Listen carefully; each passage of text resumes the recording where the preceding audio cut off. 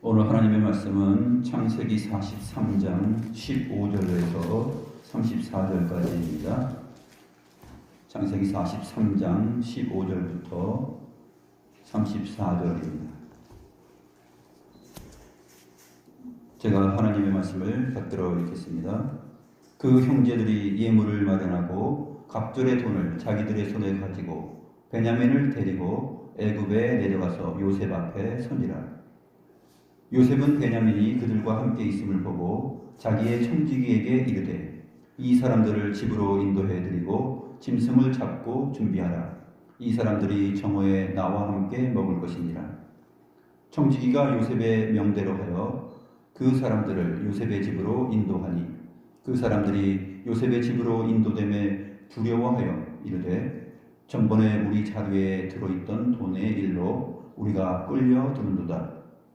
이는 우리를 억류하고 달려들어 우리를 잡아 노예로 삼고 우리의 나귀를 빼앗으려 함이로다 하고 그들이 요셉의 청지기에게 가까이 나아가 그 집 문 앞에서 그에게 말하여 이르되 내 주여 우리가 전번에 내려와서 양식을 사가지고 여관에 이르러 자루를 풀어본즉 각 사람의 돈이 전에 그대로 자루 아귀에 있기로 우리가 도로 가져왔고 양식 살 다른 돈도 우리가 가지고 내려왔나이다.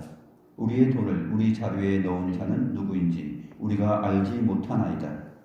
그가 이르되 너희는 안심하라. 두려워하지 말라. 너희 하나님 너희의 아버지의 하나님이 재물을 너희 자루에 넣어 너희에게 주신 것이니라.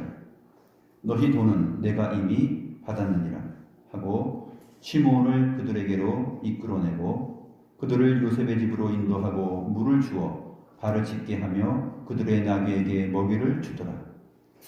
그들이 거기서 음식을 먹겠다 함을 들었으므로 예물을 정돈하고 요셉이 정오에 오기를 기다리더니 요셉이 집으로 오매 그들이 집으로 들어가서 예물을 그에게 드리고 땅에 엎드려 절하니 요셉이 그들의 안부를 물으며 이르되 너희 아버지 너희가 말하던 그 노인이 안녕하시냐 아직도 생존해 계시느냐? 그들이 대답하되 주의 종 우리 아버지가 평안하고 지금까지 생존하였나이다 하고 머리 숙여 절하더라. 요셉이 눈을 들어 자기 어머니의 아들 자기 동생 베냐민을 보고 이르되 너희가 내게 말하던 너희 작은 동생이 이 아이냐? 그가 또 이르되 소자여 하나님이 내게 은혜 베푸시기를 원하노라. 요셉이 아우를 사랑하는 마음이 복받쳐 급히 울 곳을 찾아 안방으로 들어가서 울고 얼굴을 씻고 나와서 그 정을 억제하고 음식을 차리라 하매 그들이 요셉에게로 따로 차리고 그 형제들에게 따로 차리고 그와 함께 먹는 애굽 사람에게도 따로 차리니 애굽 사람은 히브리 사람과 같이 먹으면 부정을 입음이었더라. 그들이 요셉 앞에 앉되 그들의 나이에 따라 앉히게 되니 그들이 서로 이상히 여겼더라. 요셉이 자기 음식을 그들에게 주되 베냐민에게는 다른 사람보다 5배나 주매 그들이 마시며 요셉과 함께 즐거워하였더라.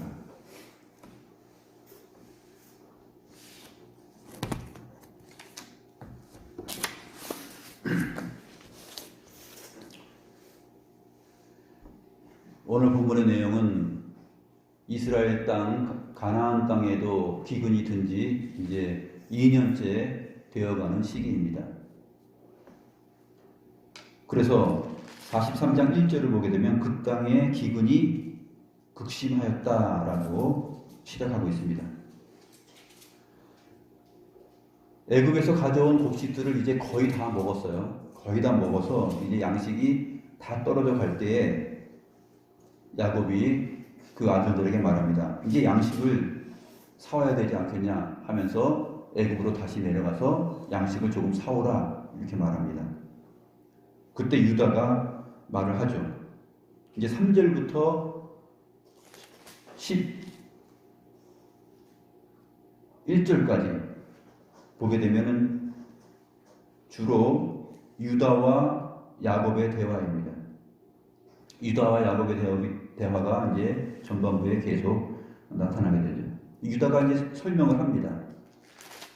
양식 사러 가는 것은 별 문제가 아닌데 문제는 그 땅의 그 주인 되는 그 그 애굽의 총리가 우리의 아우 베냐민을 데리고 오지 않으면 내 얼굴을 보지 못할 것이다 라고 말을 했다라는 거예요. 그렇기 때문에 베냐민을 꼭 데려가야 한다라고 야곱에게 말을 합니다. 유다와 야곱의 대화가 쭉 진행되는데 오늘 성경 기록을 보게 되면 6절, 8절, 11절을 보게 되면 야곱의 이름이 이스라엘로 바뀌어서 언급이 됩니다. 6절에도 보면 이스라엘이 이르되, 야곱이 이르되 이렇게 말을 해도 되는데 이스라엘이 이르되 이렇게 말합니다. 8절에도 유다가 그의 아버지 이스라엘에게 이르되, 그래서 야곱 대신 이스라엘이라는 바뀌어진 이름이 언급됩니다. 이렇게 바뀌어진 이름을 언급한다라는 것은 조금 속되게 표현하면 밑밥이에요. 밑밥. 이 이후에 이스라엘이라는 이름 다음에 무언가 쾅 하고 내놓을 내용이 있다라는 이제 전제가 되는 것이죠. 그래서 이 흐름을 보게 되면 무엇을 전제로 하고서 성경 저자가 이스라엘이라는 이름을 주냐 하면은 14절에 전능하신 하나님께서 그 사람 앞에서 너희에게 은혜를 베푸사 그 사람으로 너희 다른 형제와 베냐민을 돌려보내게 하시기를 원하노라. 내가 자식을 잃게 되면 이르리로다 라는 야곱의 결심, 야곱의 결단, 야곱의 믿음이 나타나게 됩니다. 그 전까지는 유다와 야곱이 옥신각신하면서 야곱이 절대 베냐민을 그 형제들과 함께 애굽으로 돌려보내기를 원치 않고 있어요. 그러나 하나님께서 야곱의 마음속에 무엇을 생각나게 하냐면, 그렇지, 내가 자식을 이루며 이룰 것이다. 마치 아브라함이 모리아 산에 이삭을 데려가서 네 아들을 나에게 바쳐라 했을 때 이 아들을 하나님께서 죽이시더라도 다시 살리실 것이다 라는 그 전능하신 하나님의 언약을 믿고 믿음을 발휘하였던 것처럼 야곱 역시 그 전능하신 하나님을 지금 떠올리고 있는 것이죠. 그러한 전반적인 흐름이 이제 베냐민을 형들과 함께 돌려보내는 그러한 결심으로 나아가게 하는 것입니다. 그래서 오늘 본문은 이제 15절부터 본문으로 잡았는데 앞의 내용을 조금 그래도 설명을 해야 되기 때문에 이해를 돕기 위해서 제가 말씀을 드립니다. 10절 말씀 보면 유다가 계속해서 베냐민은 안 돼 라고 하는 야곱의 마음에 호소를 하죠. 10절 전에 9절 보게 되면 내가 그를 위하여 담보가 되오리니, 내가 담보가 되겠다 그렇게 말을 합니다. 그리고 만약에 그를 아버지께 데려다가 아버지 앞에 두지 아니하면 내가 영원히 죄를 지을 것이다. 내가 영원히 죄인으로 남는다 할지라도 나를 담보로 해서 내가 꼭 애굽으로 데려갔다가 다시 돌아오겠습니다 라는 그러한 각오를 보입니다. 10절 말씀 보면 우리가 지체하지 아니하였더라면 벌써 2번 갔다 왔으리이다. 이 말을 통해서 야곱과 유다의 대화, 그리고 그 형들과 야곱 간에 베냐민을 데려가느냐 안 가느냐 하는 문제를 놓고 꽤 시간이 흘렀다는 것을 우리가 알 수 있어요. 지체하지 아니하였더라면 벌써 2번은 갔다 왔다. 그러니까 이거는 오늘날 우리가 말하는 식으로 이해해서 그냥 과장법으로 이해할 수도 있지만 사실적으로 보게 되면 꽤 긴 날들을 2번 갔다 올 날들 동안 야곱의 아들들과 야곱 사이에서 베냐민을 데려가느냐 마느냐 하는 문제를 놓고 갈등이 있었다라는 것을 우리가 알 수 있는 것이죠. 그래서 문자적으로, 과장법이 아니라 문자적으로 우리가 벌써 2번 갔다 왔을 것이다 라는 어떤 그러한 기간을 염두에 둔 표현으로 보는 것이 더 적절하다고 생각이 됩니다. 그래서 드디어 야곱이 결정을 내리죠. 결정을 내리는데 지혜를 발휘합니다. 11절 말씀 보게 되면 너희는 이 땅의 아름다운 소산을 그릇에 담아가지고 내려가서 그 사람에게 예물로 드릴지니 곧 유향 조금과 꿀 조금과 향품과 모략과 유향나무 열매와 감복숭아이니라.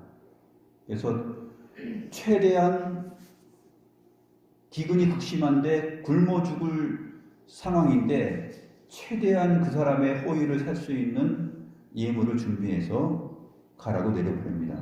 그리고 집안에 있던 돈들도 다 모아서 되돌아온 그 돈뭉치들과 함께 그곳에 갑절의 돈을 가지고 가서 그 사람에게 양식을 사와라 이렇게 말을 전합니다.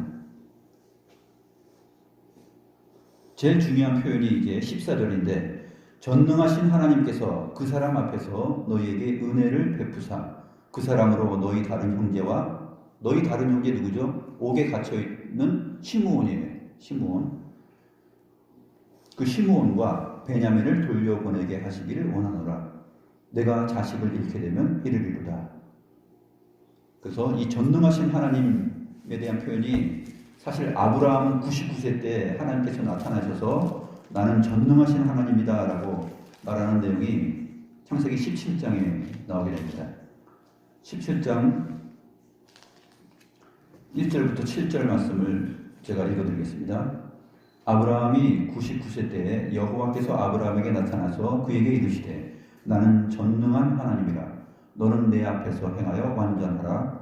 내가 내 언약을 나와 너 사이에 두어 너를 크게 번성하게 하리라 하시니 아브라함이 엎드렸더니 하나님이 또 그에게 말씀하여 이르시되 보라 내 언약이 너와 함께 있으니 너는 여러 민족의 아버지가 될지라. 이제 후로는 내 이름을 아브라함이라 하지 아니하고 아브라함이라 하리니 이는 내가 너를 여러 민족의 아버지가 되게 함이니라. 내가 너로 심히 번성하게 하리니 내가 내게서 민족들이 나게 하며 왕들이 내게로부터 나오리라. 내가 내 언약을 나와 너 및 내 대대 후손 사이에 세워서 영원한 언약을 삼고 너와 내 후손의 하나님이 되리라. 바로 이 전능하신 하나님이라는 자기소개와 함께 표현된 이 언약의 말씀들, 결국 아브라함, 이삭, 야곱 그리고 뿐만 아니라 그 후손들까지 이 영원한 언약 안에 들어있기 때문에 하나님께서 아브라함과 이삭과 야곱에게 하신 그 언약의 말씀을 이루어 가실 것이다 하는 것이죠. 이 야곱의 가족들이 이제 이 기근으로 말미암아 서서히 형제들이 갔다가 또 베냐민을 데리고 갔다가 야곱마저 가족이 다 70명 넘게 가게 되는 이 사건을 통해서 결국 창세기 15장에서 하나님께서 너희가 이방에서 계기되어 4대 종으로 살다가 4대 만에 나올 것이다 라는 그 언약의 말씀을 지금 성취해 가시는 것이에요. 그 신실하신 하나님을 우리가 보게 되는 것입니다. 하나님께서 친히 하신 말씀을 어떻게 지켜가지고 이루어 가시는가.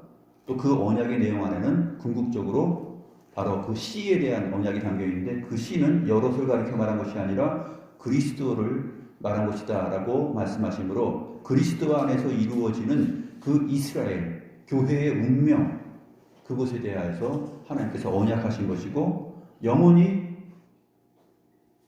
교회 하나님의 백성들과 함께 임마누엘 하실 것이다 라는 것이 담겨 있는 것이죠.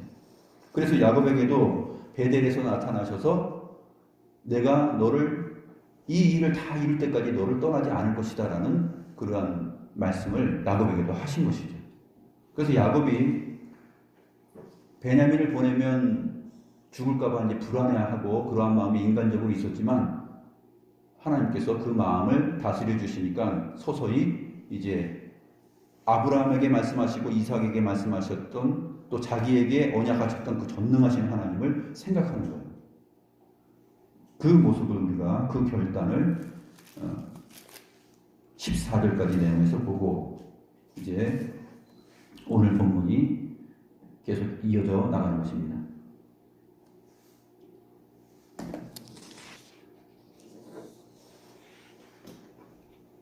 본문의 내용을 이제 살펴보겠습니다.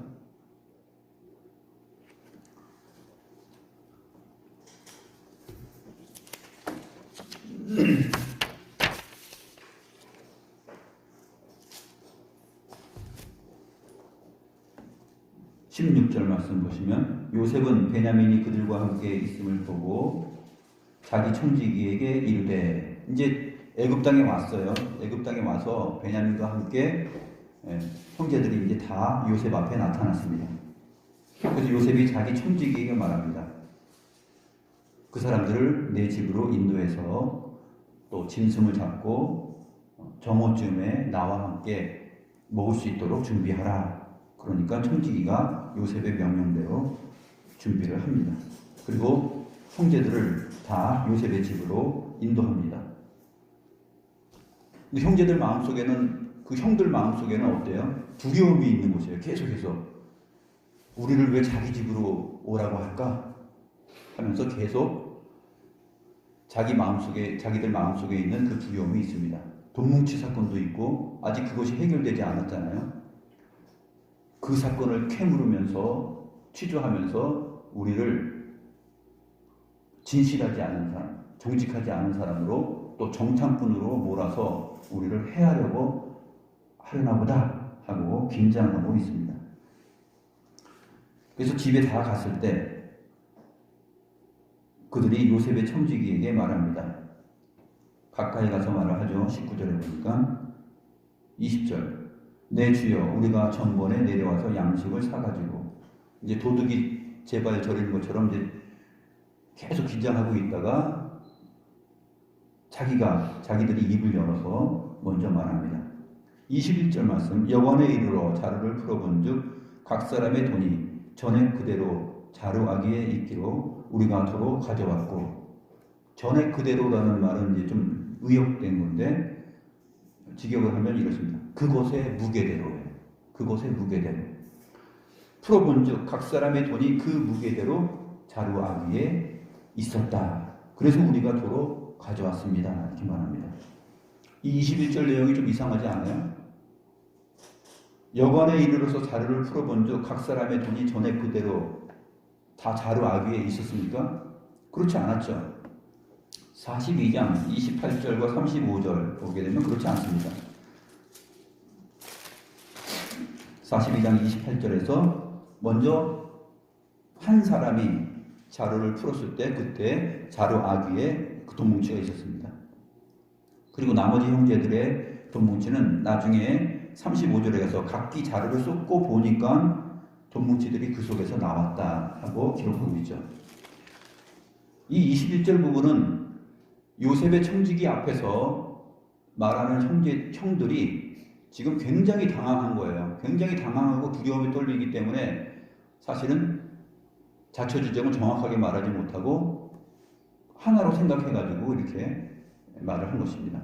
이 정직하게 말하지 못하는 이 21절의 표현을 통해서 형들의 마음이 얼마나 지금 긴장하고 두려워하고 있었는가 하는 것을 우리가 생각할 수 있습니다. 그리고 나서 말을 합니다.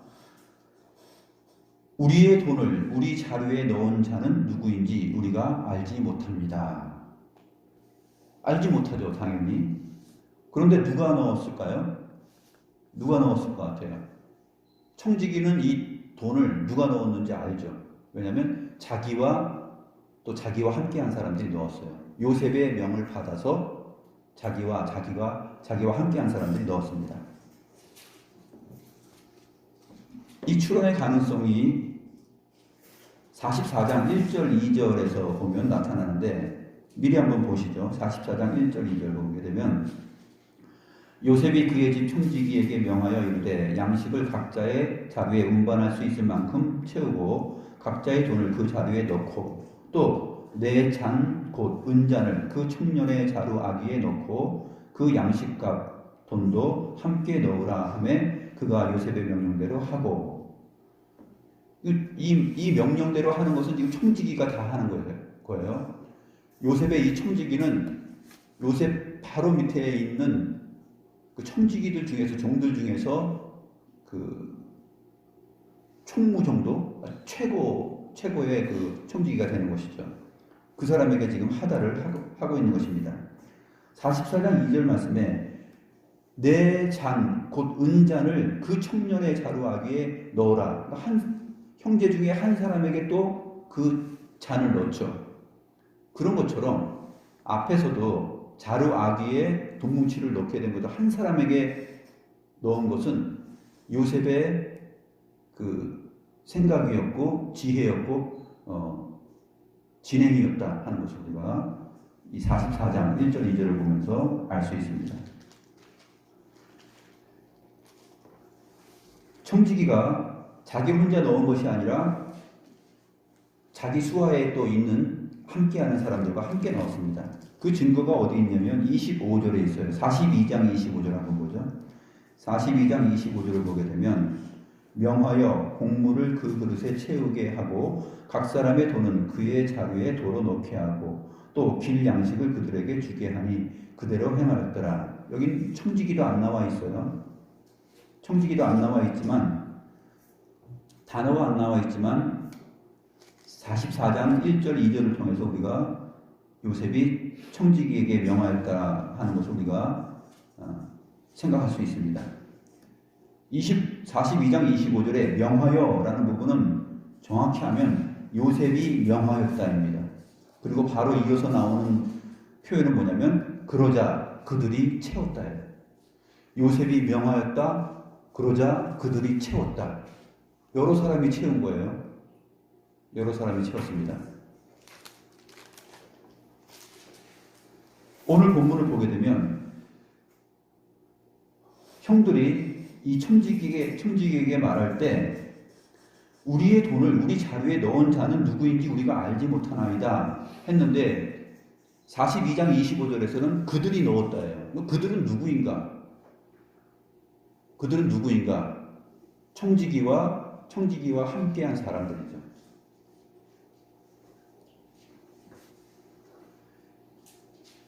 다음의 내용 44장 1절 2절에서도 결국 이 형제들 모두의 그 자루 속에 돈과 양식과 또 은잔을 넣는 일은 청지기 혼자 하는 것이 아니라 청지기와 함께하는 사람들이 그렇게 넣게 되는 것이죠. 그런데 중요한 표현이 나옵니다. 23절에 그가 이르되, 이 그는 누구입니까? 청지기죠.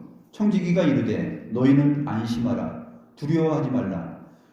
너희의 하나님, 너희의 아버지의 하나님이 재물을 너희 자루 속에 넣어 너희에게 주신 것이니라. 청지기는 자기가 요셉에게 명령을 받아서 자기 동료들과 함께 넣은 것을 자기는 잘 알고 있죠. 그런데 어떻게 말을 합니까? 너희는 안심하라. 이 말은 정확히 하면은 너희에게 평강이 있을지어다. 너희에게 평강이 있을지어다. 이 청지기는 지금 요셉을 대신하고 또 하나님께서 하신 역사를 바라보면서 너희에게 평강이 있을지어다 라는 말을 하는 것입니다. 하나님이 하실 말씀을, 하나님께서 형제들에게 하실 말씀을 요셉의 청지기가 지금 대신하고 있는 것이에요. 굉장히 놀라운 표현입니다. 야곱이 전능하신 하나님께서 그 사람 앞에서 너희에게 은혜를 베푸사라는 이 믿음을 발휘한 것만큼 놀라운 일이에요. 이 청지기는 어떤 사람이기에 지금 이 언약의 하나님을 지금 언급하고 있는 것일까요? 너희의 하나님, 너희의 아버지의 하나님이 재물을 너희 자루에 너희에게 주신 것이다. 자기는 뻔히 요셉의 명을 받아서 자기가 진행했지만 이 놀라운 말을 청지기가 자기 입으로 지금 하는 거예요. 이것을 통해서 우리는 요셉이 얼마나 여호와 하나님의 언약에 충실하게 믿음 가운데서 애굽에서 흔들림 없이 그 믿음을 발휘하면서 살아왔는가, 선지자로서 살아왔는가 하는 것을 볼 수 있고, 그 밑에 있는 청지기도 역시 그 요셉이 섬기고 있는 그 여호와 하나님, 전능하신 하나님에 대하여서 같이 마음으로 하나가 되었다 하는 것을 우리는 알 수 있는 것입니다.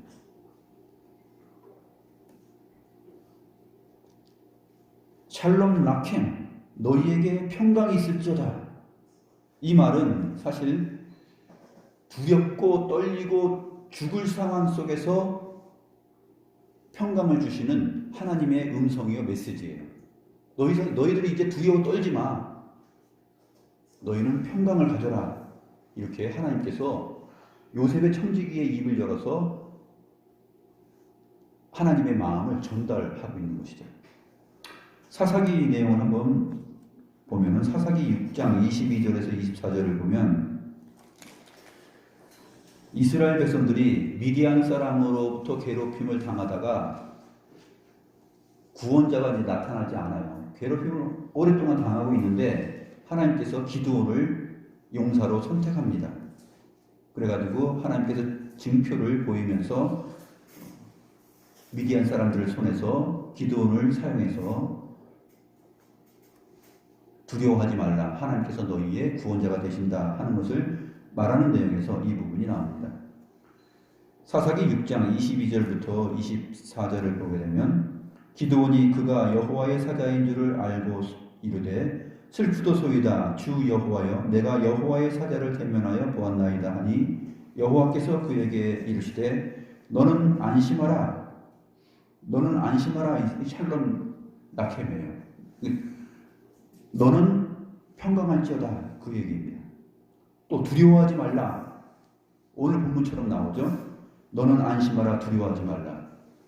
똑같이 나옵니다. 죽지 아니하리라.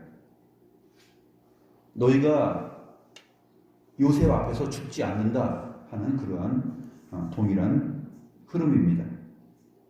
기드온이 여호와를 위하여 거기서 제단을 쌓고 그것을 여호와 샬롬, 여호와는 평강이시다라고 고백을 합니다. 바로 사사기 6장 23절에 있는 너는 안심하라, 두려워하지 말라, 죽지 아니하리라 라는 이 문장이 바로 오늘 본문에서 청지기의 입을 통하여서 확인이 됩니다. 너희는 안심하라, 두려워하지 말라. 너희의 하나님, 너희의 아버지의 하나님이 재물을 너희 자루에 넣어 너희에게 주신 것입니다.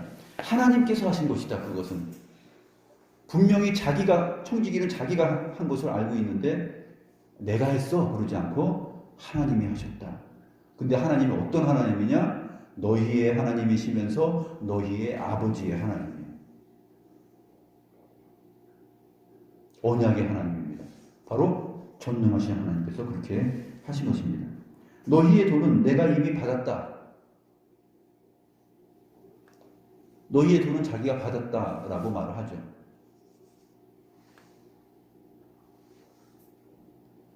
여기서 중요한 표현이 있는데 너희의 아버지의 하나님이 재물을 너희 자루에 넣어주었다라는 표현에서 이 재물은 보통 재물이 아니에요.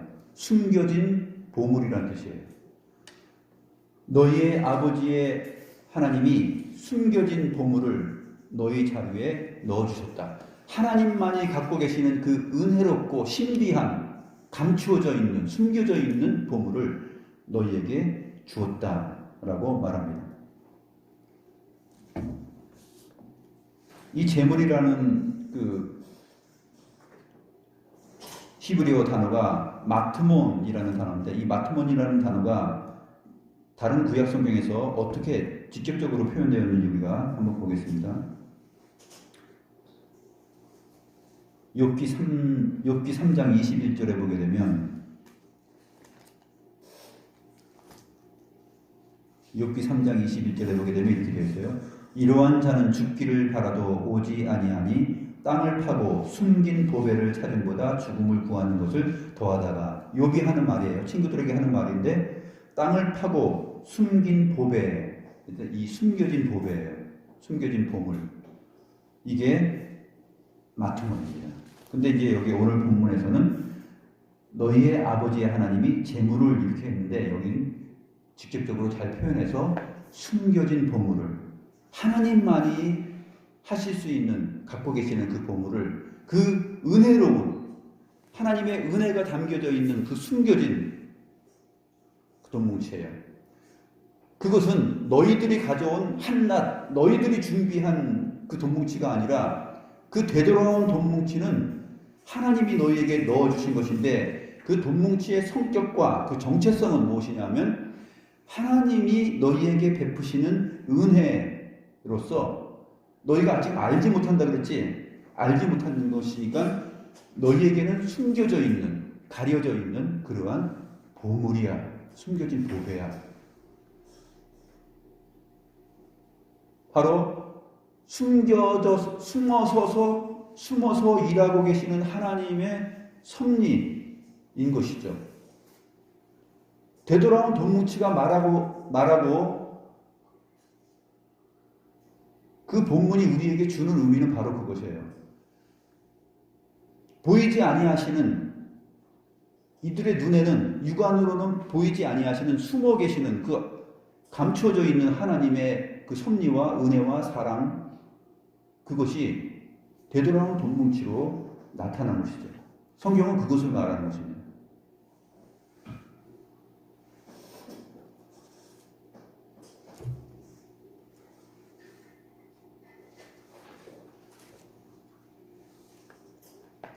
잠언 2장 4절도 보게 되면 그렇게 되어 있어요. 잠언 2장 4절에 보게 되면 은을 구하는 것 같이 그것을 구하며 감추어진 보배를 찾는 것 같이 그것을 찾으면, 하나님의 지혜를 찾으라 했을 때 은을 구하는 것 같이 그것을 구하며 감추어진 보배를 찾는 것 같이, 감추어진 보배가 마트몬이에요.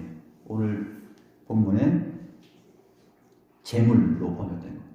이 단순히 이렇게 재물로 번역해버리면은 사실 이 창세기를 한글로 번역하시는 분이 뒤에 이렇게 잠언이나 욥기나 이사야서에도 한번 나오는데, 이러한 부분에서 직접 해서 그 감추어진 보물, 감추어진 보배, 이런 식으로 번역했다면 더욱더 하나님의 섭리를 우리가 더 잘 느끼게 될 것입니다. 그런 면에서 우리가 이 부분을 그러한 의도로 이해를 해야 되는 것입니다. 이 청지기의 표현 속에 굉장한 성경 해석이 지금 담겨져 있는 것이에요. 이사야 45장 3절도 보게 되면 내게 흑암 중에 보화와 은밀한 곳에 숨은 재물, 이게 마트몬, 오늘 본문에 나온 재물로 표현되어 있는 것입니다. 은밀한 곳에 숨은 재물을 주어 내 이름을 부르는 자가 나 여호와 이스라엘의 하나님인 줄을 내가 알게 하리라 하면서 고레스 왕을 세우면서 고레스를 통하여서 이스라엘을 구원해내는 하나님의 역사를 기록한 내용이 이사야서 45장입니다.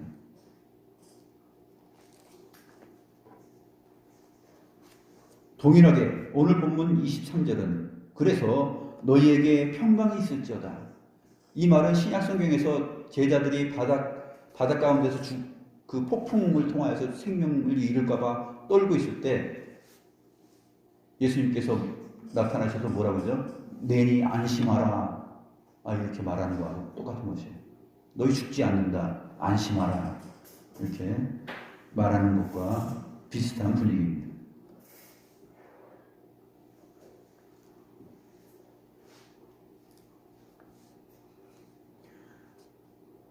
그래서 청지기가 그들을 다 인도해서 물을 주어 발을 씻게 하며 그들의 나귀에게 먹이를 줍니다. 죽일 거면 뭐하러 이렇게 해요? 발을 다 씻겨주고 그 다음에 함께 온 나귀에게도 물을 주고 먹을 것을 주고.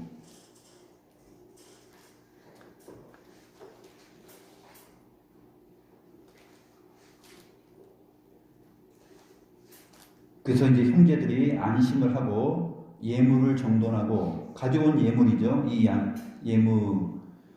예물이 뭡니까? 11절에 있는 내용이죠. 야곱이 가져가라고 한 것, 유향 조금과 꿀 조금과 향품과 모략과 유향나무 열매와 감복숭아. 이 예물이 이제 히브리어로 민하로 되어 있는데, 이 예물이라는 표현이 굉장히 중요해요. 이 민하는 일찍이 창세기 4장에서 가인과 아벨이 하나님께 제물을 드렸을 때 그 제물이 무엇이냐 했을 때 민하예요. 민하라는 히브리어 단어예요. 민하라는 히브리어 단어는 가축, 동물들에게도 사용될 수 있고 이러한 농사, 그 다음에 나무 열매 이런 것들에게도 사용이 됩니다. 같이 사용이 되는 것이에요.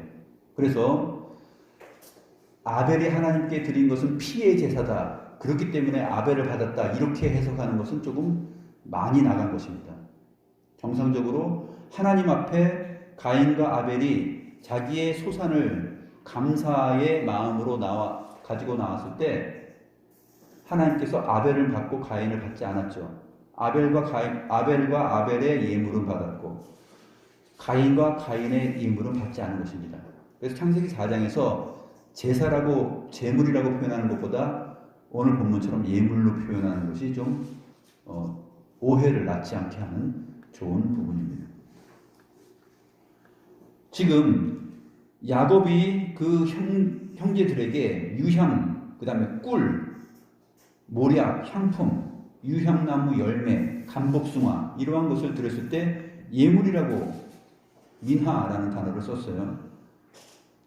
그러면 가축, 동물들에게도 어떻게 사용됐는지 창세기 내에서 한번 우리가 찾아보겠습니다. 창세기 32장 보게 되면 14절, 15절, 20절을 봅니다. 창세기 32장에 보게 되면 야곱이 에서를 만나러 갔을 때 예물을 준비합니다. 근데 소, 양, 가축들을 준비하죠. 32장 14절, 15절, 20절을 보면 암염소 200, 순염소 20, 암양이 200이요, 순양이 20이요, 전날은 낙타 30과 그 새끼 암소가 40이요, 황소가 10이요, 암나귀가 20이요, 그 새끼 나귀가 10이라. 그런데 이것을 뭐라고 표현하냐면 20절에 중반에 보게 되면 내가 내 앞에 보내는 예물로 했을 때 이 예물이 뭐냐면 민하예요. 그러니까 창세기 앞에서 가인과 아벨의 제사에서 우리가 급격하게 나가서 하나님께서 왜 아벨의 제사는 받고 가인의 제사는 받지 않았느냐 했을 때 아벨이 드린 것은 짐승의 제사, 피의 제사였기 때문에 받았다. 이렇게 해서는 안 되는 것이에요. 그것이 어떻게 나타납니까? 나중에 신약성경에서 나타나죠. 신약성경에서 그 증거가 나타납니다. 왜냐하면 요한일서에서도 나타나고 가인 자신을 받지 않았고 아벨 자신을 받은 것이다 하는 성격이에요. 하나님 앞에 자기들이 지은 그 소산물을 가지고서 감사의 마음으로 나왔을 때 가인이 어떠한 자였는가, 또 아벨은 평상시 어떠한 자였고 어떠한 마음으로 나왔는가 하는 것, 그것이 가장 해석의 포인트입니다.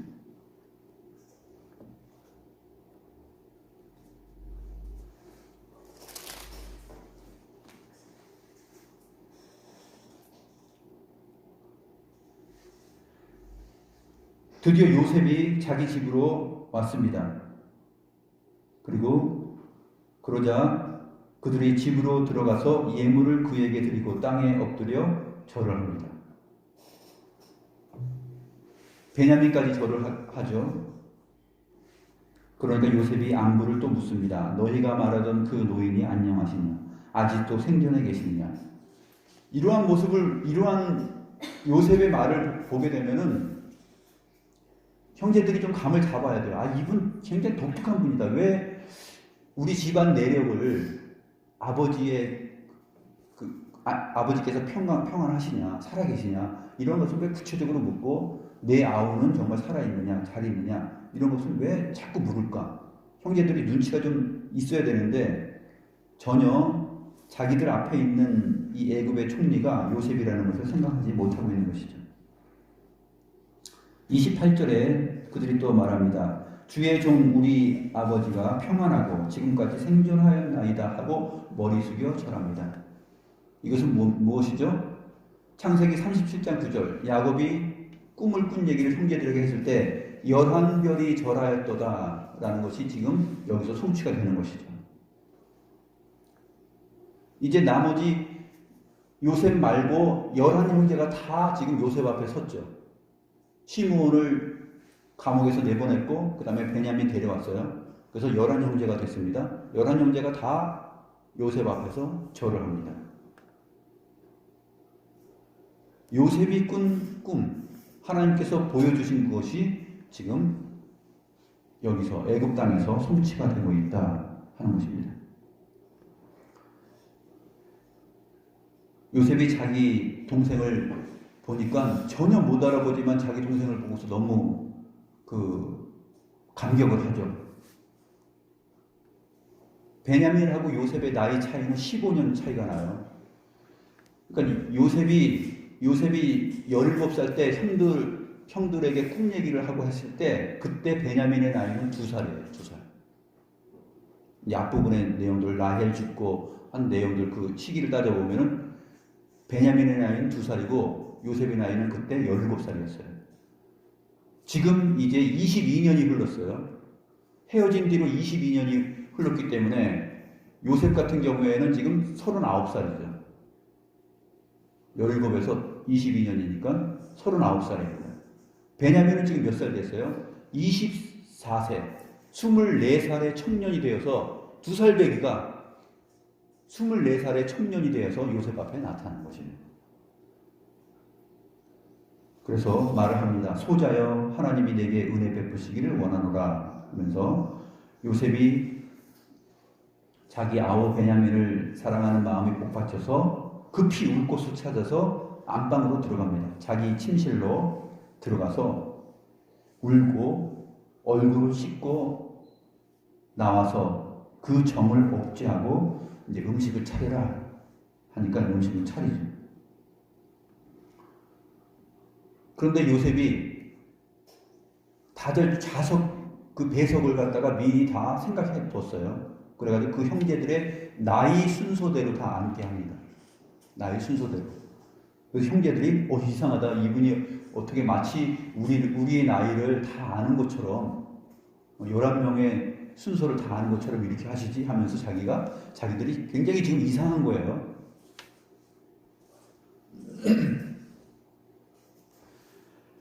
요셉이 자기 음식을 그들에게 다 나눠주고 베냐민에게는 특별히 다른 사람들보다 5배나 줬어요. 얼마나 반갑고 감격스럽겠습니까? 5배나 줬어요. 근데 베냐민은 24살이니까 지금 한창 때 아니에요. 한창 때니까 다른 형제들은 나이가 많아서 이제 다 40 넘어가고 40 넘어가고 이제 50대 돼가고 막 그러는데 24살이니까 많이 먹어야 되겠죠. 아무튼 요셉이 동생 베냐민을 사랑하는 마음으로 다른 형제들보다 5배나 더 주고 요셉과 함께 그들이 즐겁게 마시면서 즐거워하였다라고 해피엔딩이라기보다는 두려움이 바뀌어서 즐거움으로 됩니다. 이것은 하나님께서 이스라엘에게 베푸는 그 형제들에게 베푸는 그 못되고 못난 그 형제들에게 베푸는 호의와 은혜와 사랑이에요. 지금 요셉이 이것을 베풀었지만 요셉은 선지자로서 지금 하나님의 마음을 담아서 그 형제들을 지금 대하고 있는 것이거든요. 그래서 우리는 숨겨진 보물을 하나님께서 자루 속에 넣은 것처럼 숨겨져 계시는 지금 하나님의 섭리와 은혜와 사랑, 그것이 어떻게 그 악독하고 못난 그 믿음 없는 그 형제들에게 베풀어주고 있는가? 지금 잔치자리가 됐잖아요. 마치 돌아온 작은 아들을 하나님께서 아버지가 잔치상을 벌려서 맞이하는 것처럼 그렇게 요셉을 통해서 요셉을 팔아먹고 죽이려고 했던 그 형제들을 한 곳에 모아놓고 잔치를 벌이고 거기서 함께 마십니다. 이게 하나님의 위로이며 하나님의 극진한 사랑이고 호의이며 은혜이죠.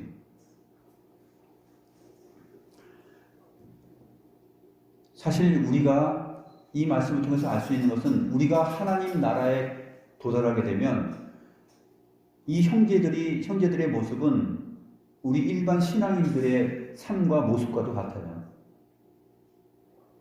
하나님의 뜻을 헤아리지 못하고 하나님의 언약에 충실하지 못하고 믿음에 충실하지 못하고 제멋대로 살 때가 많고, 그런데 하나님께서 이렇게 우리를 품어주시고 우리에게 호의를 베풀어 주시고 결국은 하나님의 나라의 잔치에 참여하여서 먹고 마시고 즐거워할 수 있는, 그리스도 안에서 즐거워하게 하는 그 은혜가 오늘 본문 안에서 묻어나고 있는 것입니다. 기도하겠습니다.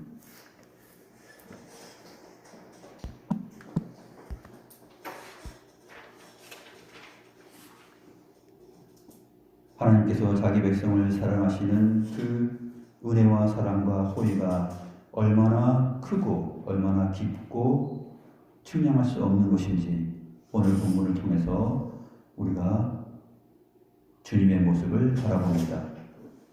요셉의 모습을 통해서, 요셉의 행동을 통해서, 또 요셉의 청지기의 말과 행동을 통해서 그 표현들 하나하나 속에 숨어서 계시는, 우리 앞에 보이지 않고 감춰져 계신 우리의 보물이며 보화이며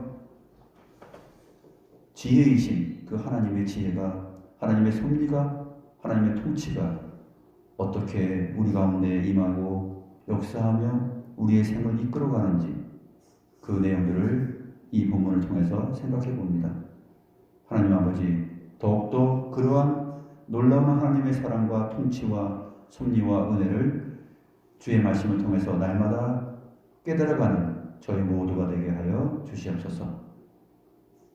그리하여 하나님 앞에 부족한 저희들에게 너희에게 평강이 있을지어다 라고 말씀하시는 그 하나님의 음성을 듣고 하나님의 잔치 자리에서 즐거워하며 마음껏 먹고 쉼을 누릴 수 있는 그러한 참된 안식이 저희에게 있게 하여 주옵소서.